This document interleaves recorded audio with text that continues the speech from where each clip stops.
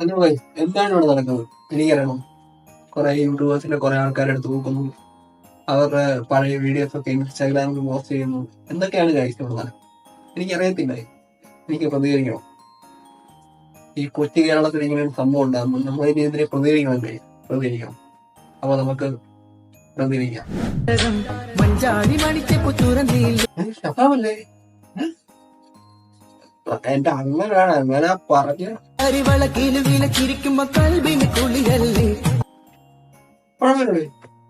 നന്നായിട്ടില്ലെങ്കിലും ബോറായിട്ടൊന്നുമില്ല. സംഭവം കൊള്ളാം.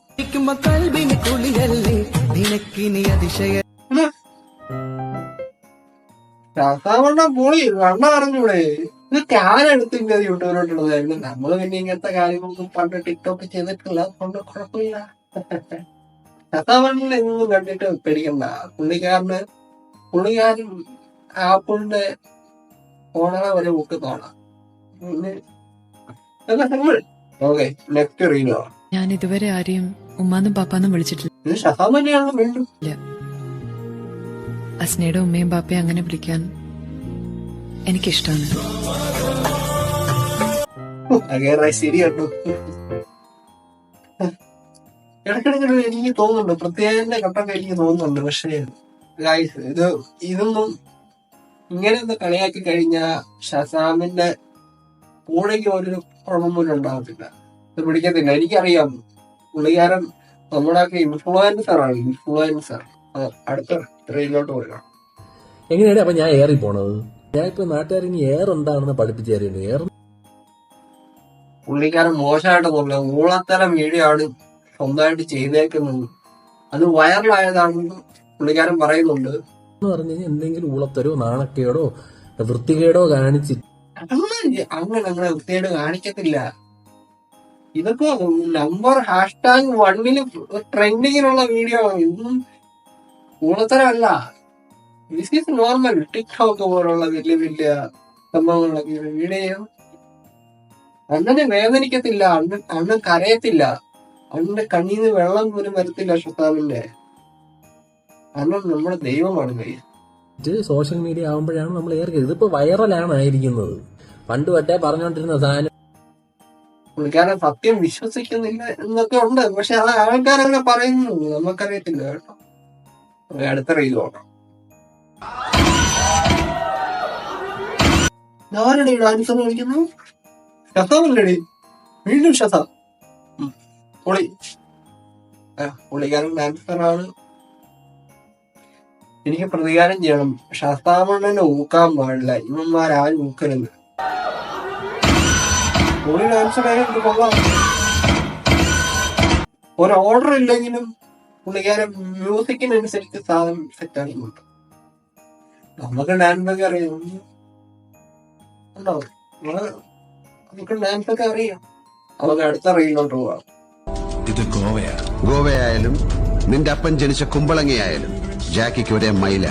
ഇവനെ ഇങ്ങനെ കണ്ടിട്ടും ഞാൻ നിന്നെ വെറുതെ വിട്ടതാ. നമ്മുടെ സീക്രട്ട് ഏജന്റ്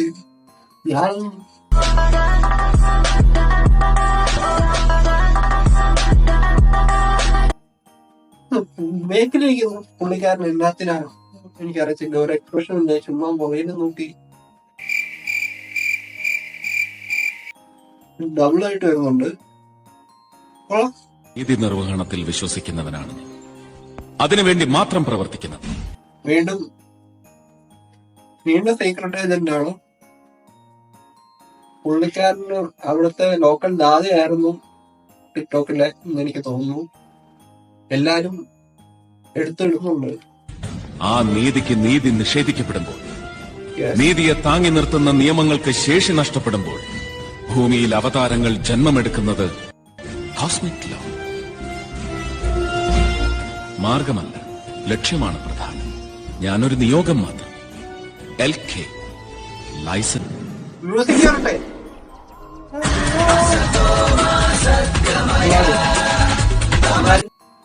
അടുത്ത റീലോട്ട് പോകും. Hello, Tejabhai speaking. പറയൂ, എത്ര പേരെ കൊല്ലണം? കൊന്നിരിക്കും.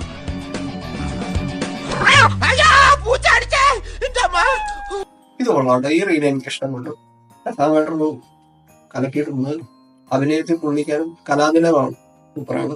അല്ല ഞാൻ സത്യമായിട്ട് ഈ റീലിനൊക്കെ എന്താണ് കുഴപ്പം? ഈ റീലിനൊക്കെ എന്താ കുഴപ്പം? ഒരു കുഴപ്പമില്ല.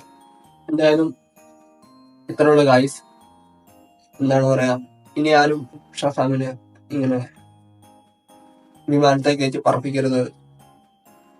അപ്പം എല്ലാവർക്കും നീ മുകളിലോട്ട് എയറിലോട്ട് കയറി എല്ലാവരും താഴെ ഇറങ്ങാൻ വേണ്ടി ഞാൻ വിനീതമായി പ്രാർത്ഥിക്കുന്നു. സബ്സ്ക്രൈബ് ചെയ്യാത്തവരുണ്ടെങ്കിൽ സബ്സ്ക്രൈബ് ചെയ്യണം. പാവപ്പെട്ടവനാണ്. അപ്പോ എല്ലാവർക്കും ഗുഡ് നൈറ്റ്. ലാസ്റ്റ് ഒരു സാധനം കൂടെ കാണാൻ കിടപ്പുണ്ട്, അതും കൂടെ കണ്ടിട്ട് കട്ട് ചെയ്തതാണ്. അപ്പൊ എന്താണെങ്കിലും ഈ കുത്തിപ്പൊക്കുന്ന വീഡിയോസ് സത്യം പറഞ്ഞ് ഞാൻ ഭയങ്കര എൻജോയ് ചെയ്യുന്നുണ്ട്. അതായത് ഞാൻ ഇത് ഇടുന്നൊക്കെ സമയത്ത് തന്നെ ഞാനിങ്ങനെ ആഗ്രഹിച്ചിട്ടുണ്ട്, ഇതൊക്കെ വൈറലാവണേ, ഞാൻ എല്ലാവരും ഇതൊക്കെ അപ്രീഷിയേറ്റ് ചെയ്യണേ, അല്ലെങ്കിൽ കളിയാക്കണേ എന്നൊക്കെ. ഞാൻ അന്ന് ഇതൊക്കെ കളിയാക്കാൻ വേണ്ടി തന്നെ മനഃപൂർവ്വം ഇടുന്ന സാധനമായിരുന്നു. വർഷങ്ങൾ കുറെ ആയെങ്കിൽ പോലും ഈ 2024 ഇതൊക്കെ വൈറലായതിൽ എനിക്ക് സന്തോഷം മാത്രമേ ഉള്ളൂ. കണ്ണീര് തുടച്ചിട്ട് കുറച്ചുകൂടി വിശ്വസിക്കാൻ തോന്നുന്നു.